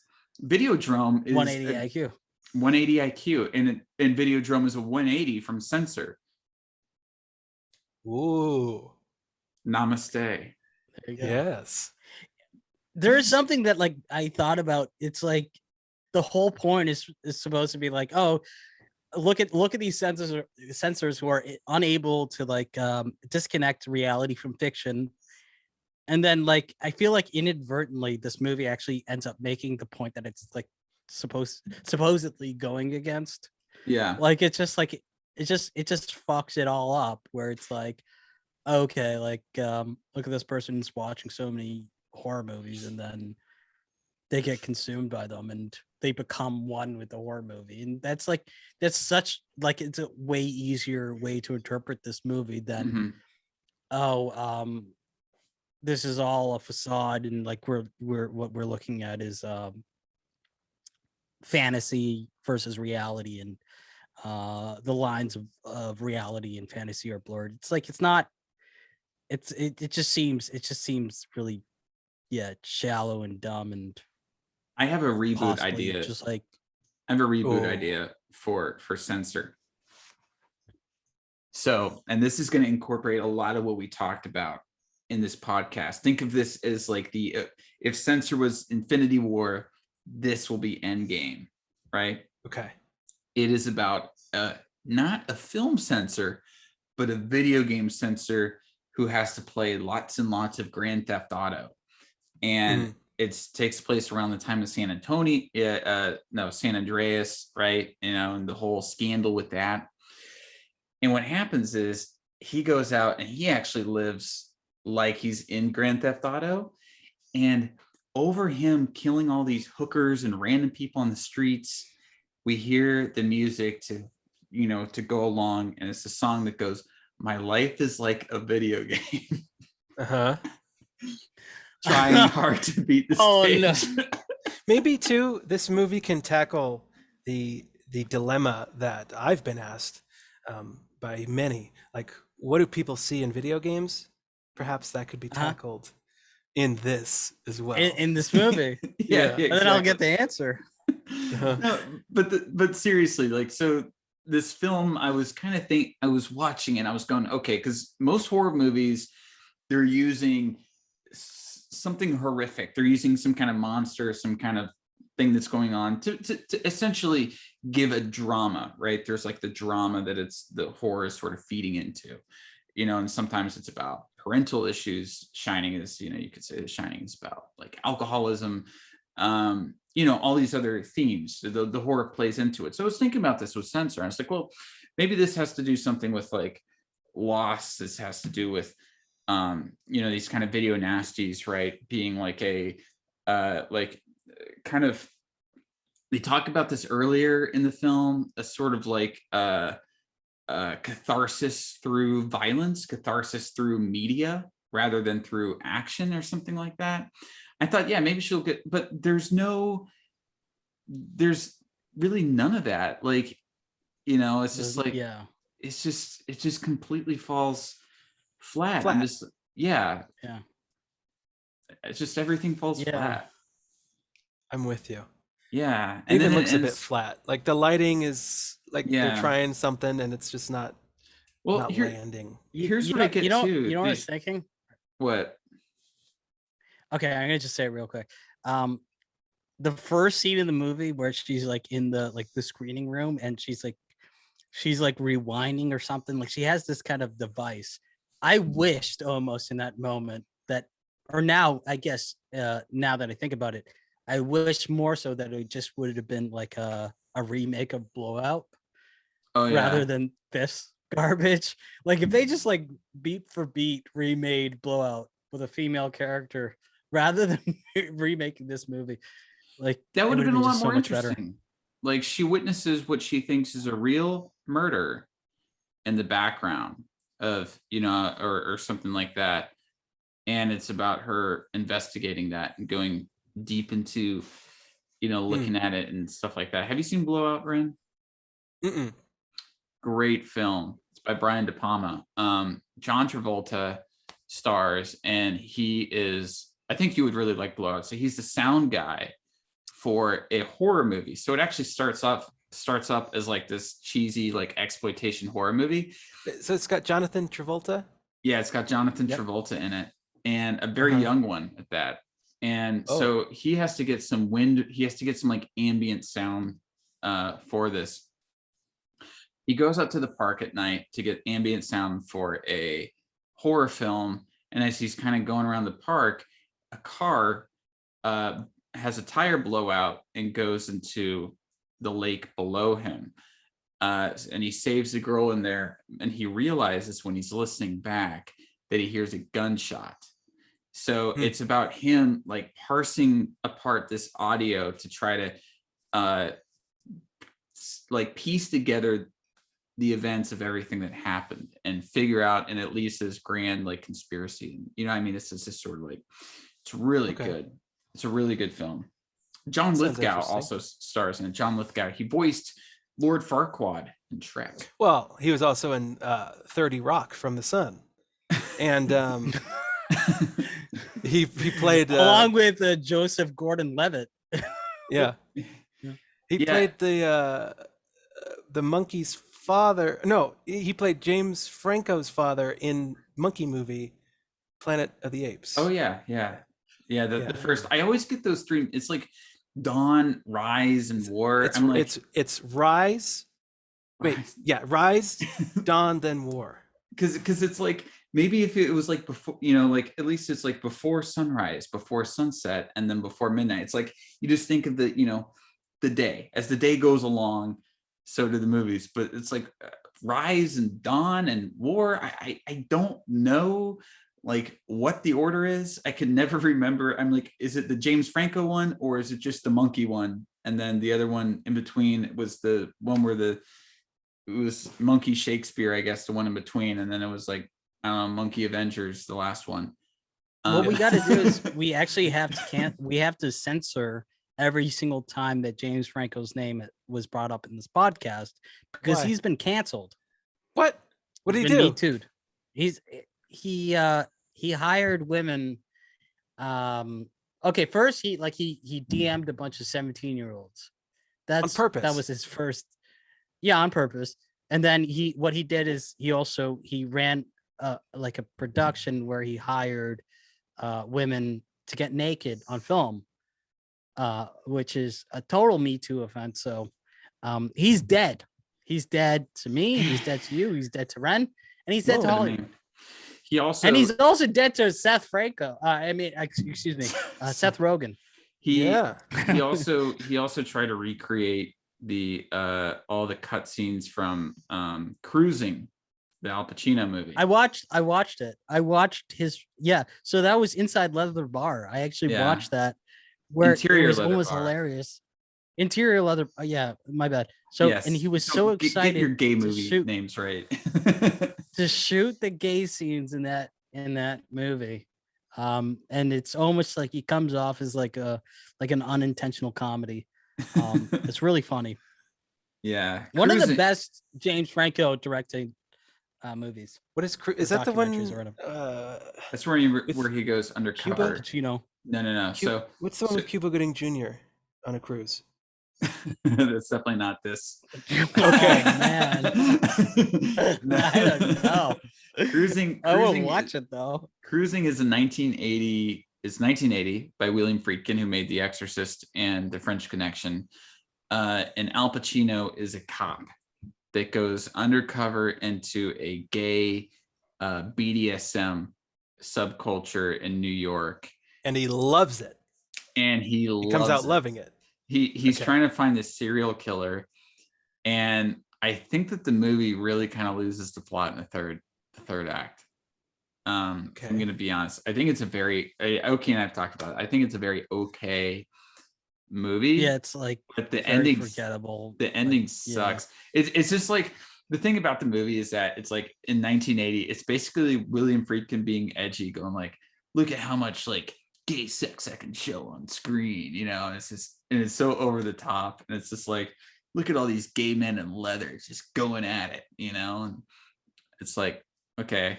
But then when it's like 40 minutes of that, just kind of Al Pacino walking around, gay guys having public sex, you're just like, I'm looking concerned about all of it. He doesn't even engage in it. He just looks concerned. Just like, by the way, around. Renn, the Cuba Gooding Jr. movie on a boat that you were talking about was that was with Robert De Niro and Charlize Theron, and it's called Men of Honor from 2000. And I'm totally gonna watch this movie now. Is it? Is that a comedy? Awesome. I have a feeling like Renn just like made this. It's a drama. No, it's a real movie. I've seen Cuba Gooding Jr. on a boat. One time it was in Pearl Harbor, and one time it was on a cruise ship. There's also Boat Trip. Boat Trip. That's the one. That's the one. So Boat Trip is So that's Cuba Gooding Jr. In 2002, and that's a rom-com. That's peak Cuba. Yeah. Peak Gooding. Yeah, this is right after he won the Oscar, and well, not like 5 years after he won the Oscar, probably. He won the Oscar for. So he's was it Jerry Maguire? It was He played like the athlete in Show Me the Money. Yeah, like I love black people. They say that. Does he say that? Remember Who says that? He said that. Remember he tells Tom Cruise to say that in Jerry Maguire. I love black people. I have never watched the full thing of really? Of Jerry Maguire. It's a good. I've never watched the whole movie. It's a good. I don't think it's that good. I think it's kind of lame. I don't know. It was all right. I watched it when I was a teenager and I really liked it. So. I'll try and rewatch it, I guess. Also, he was in Daddy Day Camp, Yeah, that was a great he film with was. Eddie Murphy, right? Was it Eddie Murphy that was Edward Murphy was in that. No. No. That was Daddy Daycare. Daddy Day Camp is the sequel. Oh, that's the sequel. Yeah. Oh yeah, you're right. And that's okay. Best So he Gooding. did the sequel to that movie in 2007. Holy shit. Yeah. There are some great Cuba Kinos, we like to call them here on the Kinokast. Call them the Cuba Kinos. All of his work is vilified, verified, vindicated. Kinography. Kino, what we should do to like blow up the podcast, we should watch every single Cuba Gooding Jr. movie. How many movies does he like have? Make one long. It's a lot. Probably a lot, but like we could do like a 5-hour podcast where we talk about every single Cuba Gooding Jr. movie. And I feel like that would blow us up into the stratosphere. Is he in movie 43? Probably. I don't think he is. I think it got canceled before that. I'm just gonna agree with you. Or arrested. I don't think he is. Didn't he get arrested? No, you're thinking of arrested, when he got arrested on. You got me too. When he played OJ. He was pretending to be OJ for a film or something, and that's when he got arrested. Oh, I remember. He got me too.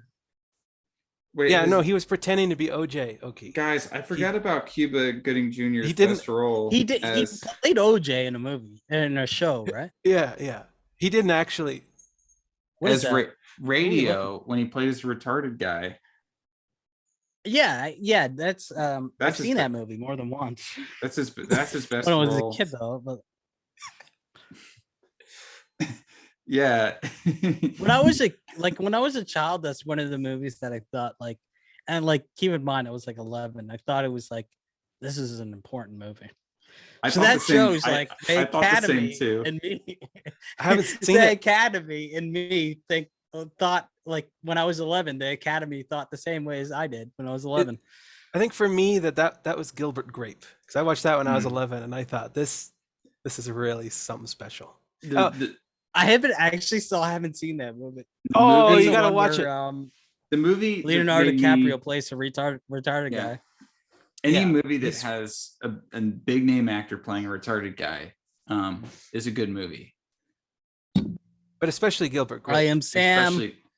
I Am Sam. Riding the bus with my sister. Is that the Rosie O'Donnell one? So that's Rosie O'Donnell one, and there's the one with Louis Dreyfus, the Seinfeld girl. She's Julia Louis-Dreyfus. Yeah, she's also did one? Like she plays a like retarded person with what's his name? Who's the guy who is in Lost in Translation? Who's like William in Murray. Scientology? Oh no, Giovanni Ribisi. Yeah, so it was like him and her in a movie. Movies that you can look that up. Have retarded characters. And Google's gonna allow you to type that, huh? Yeah. Okay. Okay. On /film, politically incorrect top 10 movie retards. Okay. Beautiful. That's a list. Rain Man. Actually, wait, he's not retarded though. Rain Man is like the best. He's autistic, but he's like kind of retarded at the same time. Okay, The Princess Bride. Like he's as retarded as. Wait, what? Wait, hear this. What? The Princess Bride. Andre the Giant. He's kind of retarded in it. Says, no. Was he actually retarded? Slow, yes, but retarded, hard to say. I'll go with it based on what Vizzini said. Friendless, brainless, helpless, hopeless. Do you want me to send you back to where you were, unemployed in Greenland? And then, I Am Sam. Who wrote this? And what publication published this? This is on what? Gizmodo /film. Forrest Gump, of Mice and Men. John Malkovich's Land, of course. 12 Monkeys. Forrest Gump. Wait, what? 12 Monkeys? Brad Pitt is Jeffrey Goins. And then he just says retarded. He's in a psych like no, mental ward, right? No, I know. So no, but here's the thing. It starts off with retarded, but crazier than a shithouse rat and superbly acted. It's like, but this isn't a list about people who play as crazy people. This is something about Mary Warren. It's people with like under 30 IQ. Who's is what it's supposed to be. like? Why is something about Mary in there? Why are half of the things in this list in here? Drop Dead Gorgeous, and then Gilbert Grape. Of course, Gilbert Grape. So, okay, to get back to your question, what do I see in video games? Yeah. I think as soon as we stop recording, I'll answer the question. What do I? Well, you I can. fucker! Oh, you want me to answer it right now? I can tell Oki what I see. It's just only gonna take a second. It's a pretty simple question. So, when I look at video games, I think of life. I think of all our lives. And by all our lives, I mean my life. And my life is like a video game. I'm just trying hard. I'm trying hard to beat the stage. Well done. Oh God. You didn't do it. I needed a better. By the way, no, that is a huge question to ask. It's like, gosh, should be asking some of the big minds. That's like Socratic, almost. Gotta really. Why do you live? Why do you live? Oh God. To die. That's a smaller question. The meaning of life is to die. Okay, yes. I just want to ask you this one question. I think that this question can be answered with questions, right? Why video games?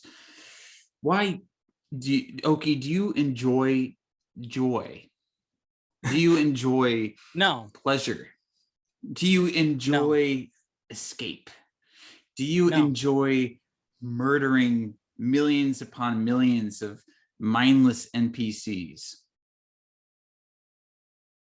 I thought you were gonna say people, and that I would have said yes, but then you fucked me in that situation.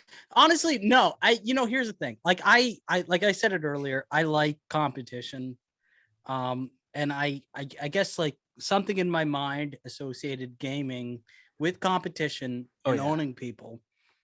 CS:GO, Counter-Strike 1.6, and StarCraft and StarCraft 2, World of Warcraft. It was all about beating someone, and without that, it's fucked up games for me. I've enjoyed like Switch games since then. I've enjoyed this game, Ghost Runner, which I think is like amazing. Oh yeah. That's a game that I played. I played that within like the last year, and I love it so much. But it's so demanding, and there's just not enough games like that. That's what I want from video games. I just want something that's like, how can I own something or someone? And I don't get that enough. You want to break some bucks. I want to break the bucks. Yeah, exactly. What I'm hearing is exactly. Oki isn't engaged enough by most games. That's what I'm hearing. Yeah, exactly. And it's like I hear about like Cuck Simulator, and I'm like, how the fuck do you like play an RPG? Hey, don't knock it till you try it. Stupid RPG. Yeah, I like the micromanaging. I guess so. I like the micromanaging stuff, but I get way too addicted, and that's why I normally stay away. Like especially games like Civilization or Age of Empires, like those kinds of RTS. Oh, I love those. I love those. I just get way too.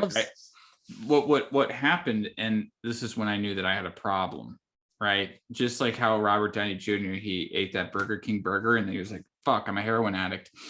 I realized I was addicted to Civilization when I got up one morning and I was like, I'll play a little bit of Civ and then I'll go about my day. And I was playing it, and then night came, and I had just didn't even know that any time had passed. I was like, holy shit. And I looked, it's like dinner time. It was like 10 hours. Sounds like heaven. Yeah, exactly. I want something like that. Yeah. No, but I realized it was too good. Like, that's the thing. It was too good. I was too into it. I'm like, if I want to be productive, if I want to do something with my life, I gotta stay away from this. It's, it's like the heroin hit is too good. It's like, oh yeah, that's so good. It's better than sex. It's like, but see, that's the so problem. You're stopping yourself in that situation. That's like, yeah, I feel like, yeah, I would want that. I would want to find something new like that. Like that was what World of Warcraft for me, for a lot of years. I want something like that again. I do. Yeah. I would like anything like that, honestly, to something to really engross me, because I've really over the past 2 years fallen off video games. Like I'm really uninterested in Same here. what's happening, what's coming out. I just don't care. I don't care either. And that's why I was like, well, let me just go and play Banjo-Kazooie, because I remember liking that as a kid. And then I'm playing it. I'm like, it's actually really fun. Like I remember I had a lot of fun with it as a kid, and I feel like, gosh, I guess I'll just play older games now because I really don't care about anything that's coming out. Yeah. But how long did you spend playing that game before you alt tab to make a tweet about it? Like an hour? No, I played it I didn't tweet about it until after I kind of finished my playing session. I spent like it was like 3 hours, which is the most I've played of any game in a long time. Right. I made a tweet about it after I'd finished, because I was like, oh, it's getting kind of late. Like I can only game for so long, 3 hours is like the longest I've gone in a long time. Usually for me it's like an hour. After like an hour I'm like, I gotta do something else. I don't know. I think just a lot of modern games too just feel very repetitive. I tried playing Far Cry 5 and it felt like I was doing the same thing over and over and over again. And I'm like, why am I playing this? What's the point? Yeah. Now the good thing is I bought it for like $3. So I got $3 worth of entertainment. I can say that at least. I got my $3. However, I played it for maybe 2 hours or something, maybe a bit more. I gave it like a week of playing in the evenings, some points. It's just so boring. I wasn't ever excited to play it. I felt like it kind of felt like I was doing chores playing the game. Yeah, that's a Ubisoft for you. Yeah, a Ubisoft open world. They give you a bunch of chores on this map that really serve to like pad out the length of the game and like make you feel like you're productive, almost like you're checking this box of like ticks. I'd rather have not an open world game, but I'd rather have a corridor shooter where at least everything feels like I'm progressing towards something. Well, every room and enemy placement is like handmade, tailor-made, curated and tested, where these big giant open worlds are like, they can just create sandbox systems, and sometimes it works out and sometimes it doesn't. But I always prefer the linear, like you're saying. Yeah, and it's like you can still have like this, it doesn't have to be like Doom 3 corridor, where it's just taking you on this roller coaster ride. Like you can have a game like Deus Ex Human Revolution where it's funneling you towards a certain space, but it does give you a lot of options depending upon what kind of play style you want, and like you can do that. I love Deus Ex Human Revolution. I think that's the best like sort of in between of like an open world and a in a linear game.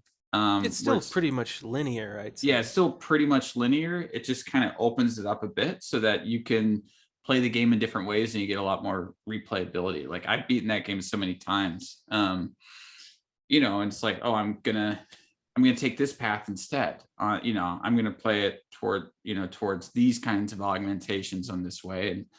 And another time I might do more of a I won't be as stealthy. Maybe I'll be a bit more head on, kill them all kind of guy. Whereas this one, I'm going to try to do a pacifist run, and you can do that. I like that. It gives you enough. It's linear enough to where you don't feel like anything you're doing is a chore, that you're progressing towards, bettering your character. And always story wise. And with Far Cry, and with Assassin's Creed and stuff, it's like, oh, do all these bullshit missions that are all copy paste and mean nothing to you, and you just feel like you're like I just rather go wash the dishes. You know, take the dogs out. Like, will Ubisoft give me good boy points for that? That's a good quote. They should put that on the box. I'd rather do the dishes. Yeah, I'd rather do the dishes. That was the Kino corner. That'll be my Far Cry 6 when that comes out. That'll be Oh my quote for boy, it. they got Gustavo Fring in Far Cry 6. Yeah, I know. And everybody asks me, "Are you excited?" I mean, no. No, it's gonna an actor. It's Far Cry. Mm-hmm. It's like it's gonna be the same, and they're like, oh, but look at all these like cool little gadgets that you have. It's like, yeah, but you had a lot of cool little gadgets in Watch Dogs. And that worked out great. Yeah, that worked out super well. I mean, it's just the same thing, and I think that's the problem with a lot of games is that, well, triple A games, I should say, is it seems like a lot of companies just have gone towards like, oh, this is our formula that we really like, and we're going to keep to this formula. It does work though. People buy it. People enjoy it. Yeah. Say what you will. It goes through phases. People get sick of things. I am incredibly sick of the open world. Yeah. Everything, even Halo is becoming open world, but yeah, I know. And I'm like, can we just have just another good linear shooter that's not Doom? Yeah, Wolfenstein, baby. You play Wolfenstein, Oki? The new Wolfensteins? No, I did not like the new Wolfensteins. No. Oh, he's off his gourd and rocker. You should try it. I did not like the new Wolfensteins. Wolfenstein. Sorry, it's going from like cinematic, and then I play for like 30 seconds, and then there's another cinematic, and then I play for 30 seconds. The whole game is cinematic. You know what the best Wolfenstein game is? Hands down. New Colossus. Go on. It's Return to Castle Wolfenstein. The one that came out. Oh, the one on the original Xbox? Yeah, the one on the original Xbox. Yeah. That was the best one. That was the best one. I've played all the Wolfensteins. And yeah, that's definitely my favorite. I know that a reviewer of mine that I really like, G-Man Lives. Do you know of him?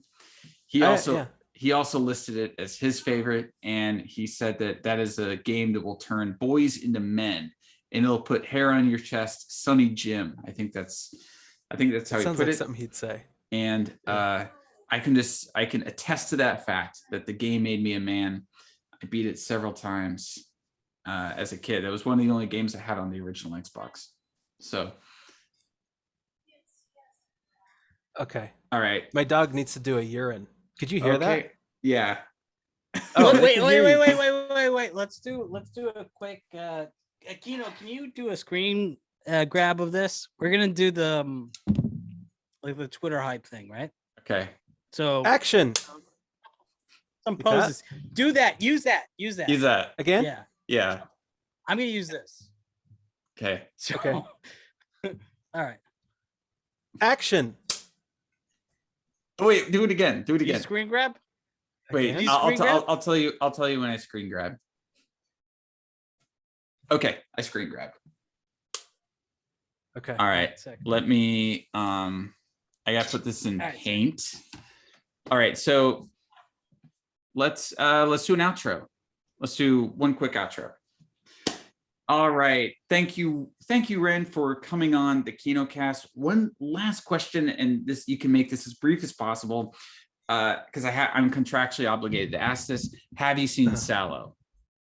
Sallow? Yeah. The 180 days of sodomy? 120. Right? Oh. The extra 60 you added on. Well, the more the merrier. No, I haven't seen it. All right, that is our Kino. That is my Kino recommendation. Is Sallow. I know that might shock some of you hardcore Kino heads in the audience. Septic shock by the sound of it. Yeah, but yeah. So if we could all go around and just give one movie recommendation to watch, I guess mine is Sallow. Oki will go, and then we'll leave it on Renn, and call it a day. Oh, dude, you threw it on me. The Yellow Sea, Korean movie, 2010, really cool movie. The Yellow Sea, 2010. Well, you know, not enough people have seen it. I've said it before and I'll say it again. Movie 43 is something everybody should be watching. It's We should have done the Kinokast based off of that. We would have had so much more to talk about. That'll be the next one. That'll be the next one. Okay, guys. So remember, this is your homework, right? Go watch Sallow, go watch movie 43 and whatever gay movie Oki was talking about. Yeah. the Yellow Sea. The Yellow Sea. The Yellow Sea. Yeah. It's amazing. The Yellow Sea is what my toilet will be after I go pee right after. And you call yourself Kino. Yes. Anyways, guys, thanks for tuning in. Thank you, Renn, so much for coming on. Thank you for having me. It's been awesome. Thank you. Yeah, thank you so much for. And sorry about the dog.